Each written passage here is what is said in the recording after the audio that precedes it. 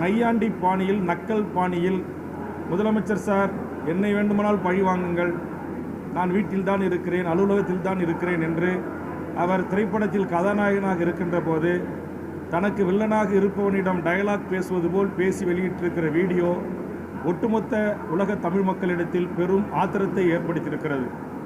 நேற்று வரை விஜய்க்கு ஆதரவாக கருத்து கூறி வந்த அண்ணன் திருமாவளவன், சீமான் போன்றவர்கள் கூட இன்றைக்கு அவர் கொஞ்சம் கூட இது குறித்து கவலைப்படவில்லை, வருத்தப்படவில்லை.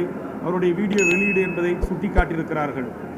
ஆக ஒரு அரசியல் கட்சி என்பது தொண்டர்களை பக்குவப்படுத்தி, பண்படுத்தி, தலைமை பண்புக்குரியவர்களாக இதுபோன்ற அசம்பாவிதங்கள் நடந்தால் இந்த மக்களை எப்படி காப்பாற்ற வேண்டும், எப்படி முதலுதவி செய்ய வேண்டும் என்பதெல்லாம் ஒரு தலைமை அதற்குரிய அறிவுரைகளை புகட்டி வழிநடத்த வேண்டும். அதை விட்டுவிட்டு களத்திலிருந்து விஜயும் சென்று விட்டார், புஷி ஆனந்தும் சென்று விட்டார்.